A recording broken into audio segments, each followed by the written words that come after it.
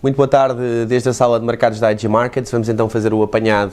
desta semana, uma semana que se prepara para ser a melhor semana para o mercado acionista dos últimos 3 anos. Este rally, portanto esta subida, esta valorização do mercado acionista começou sobretudo na quarta-feira, quando assistimos a uma intervenção dos bancos centrais mundiais, ou dos principais bancos centrais mundiais, no sentido de diminuir o custo da liquidez em dólares, não é? O que acaba por, de alguma forma, evitar aquilo que o mercado estava a temer, ou alguns receios que estavam a afligir os investidores, que era um potencial credit crunch, não é? Portanto, um problema de, basicamente, não termos liquidez suficiente a nível do mercado monetário interbancário e, portanto, este acesso mais fácil e mais barato à liquidez em dólares acabou por animar e por motivar bastante o apetite pelo risco esta semana.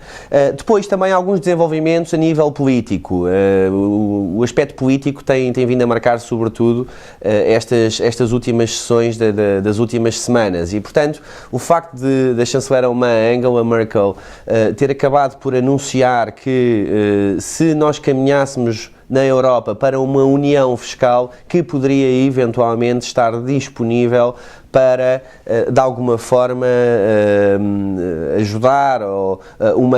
assumir uma responsabilidade conjunta a nível de emissão de dívida e das Eurobonds. E, portanto, parece que isto aliado às declarações de Mário Draghi, Presidente do Banco Central Europeu, que o BCE, se visse uma vontade política suficiente na cimeira de dia 9, e já lá iremos, se visse uma vontade política suficiente e visse que os líderes europeus estão a caminhar no sentido dessa união política e da implementação das medidas orçamentais ou de controle orçamental, que o BCE poderia eventualmente vir a desempenhar um papel importante ou mais importante na resolução desta crise. E, portanto, acaba por, de alguma forma, estarem a ser aqui criadas expectativas muito elevadas para esta decisiva cimeira do dia 9 e, portanto, acreditamos e portanto, aqui na IG Markets, do nosso ponto de vista, também nos parece que poderemos assistir a um ponto de viragem histórico nesta crise da zona euro e também da própria história em si da zona euro nesta cimeira do dia 9 e, portanto, a sensação de que o tempo se está a esgotar parece que já ter sido aceite pela maioria dos participantes no mercado, quer a nível político, quer a nível do mercado em si. Em termos de dados económicos, esta semana tivemos vários dados económicos que surpreenderam pela positiva, desde logo a confiança dos consumidores nos Estados Unidos. A confiança dos consumidores nos Estados Unidos subiu para 56, portanto o nível do Conference Board subiu para 56 pontos, quando tinha registado 40 pontos em outubro e esperava-se apenas uma subida para 44 pontos, uma subida marginal e acabamos por ter uma subida muito mais forte, o que mostra que os consumidores estão de facto mais otimistas quanto, enfim, no que diz respeito ao consumo e a sua participação na própria economia. Nos Estados Unidos, a semana terminou hoje com os dados dos non-farm payrolls e da taxa de desemprego. A taxa de desemprego acabou por cifrar-se em 8,6%, portanto, é a taxa de desemprego mais baixa dos últimos 2 anos e meio e a nível da criação de postos de trabalho tivemos uma confirmação das expectativas, portanto, cerca de 120 mil postos de trabalho, o que vem, no fundo, confirmar a média que se tem vindo a conhecer, ou os vários dados dos últimos meses têm sido sempre nesta ordem, portanto, foi mais um mês de criação de postos de trabalho, ainda assim insuficientes para animar, parece-nos, a economia a crescer mais perto do potencial. Portanto, mas de qualquer das formas isto mostra que os Estados Unidos têm tido ou são quase uma ilha a nível desta desaceleração do crescimento económico a nível mundial. Por outro lado,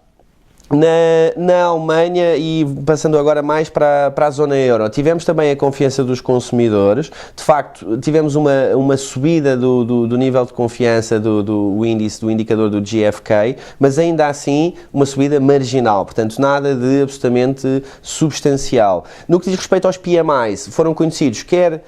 para a Alemanha, quer para os Estados Unidos, e de facto na Alemanha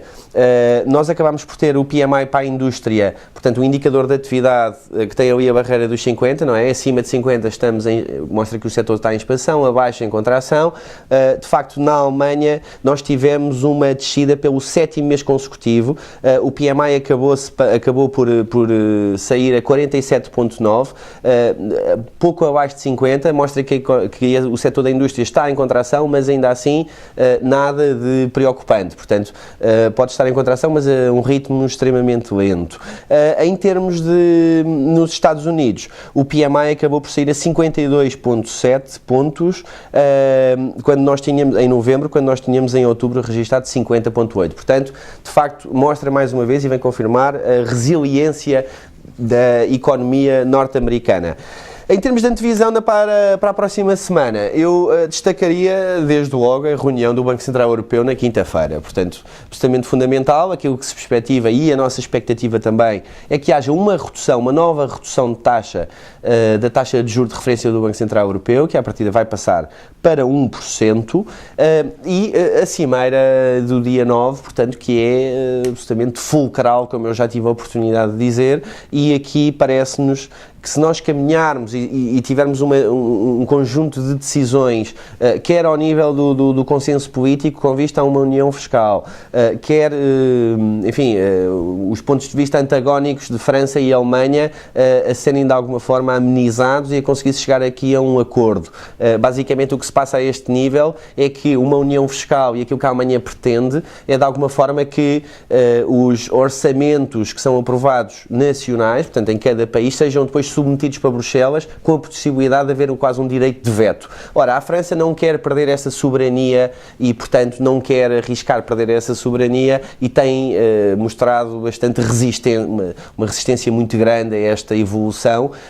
mas parece talvez que esse seja o preço a pagar, esta perda de soberania, para que a Alemanha finalmente, enfim, suporte a zona euro e deixe o Banco Central Europeu atuar como lender of last resort, portanto, criador do último recurso, e que o Banco Central Europeu possa finalmente começar a comprar dívida massivamente e tranquilizar o mercado dessa forma. E pela primeira vez eu julgo que nós estamos otimistas quanto a uma cimeira. Parece-nos que esta mensagem que o tempo se está a esgotar foi transmitida, foi passada e que os líderes europeus a estão a entender e, portanto, voltamos e reiteramos que talvez assistamos a um ponto de viragem nesta crise da zona euro e a cimeira do dia 9 vai ser extremamente importante nesse sentido. Muito obrigado.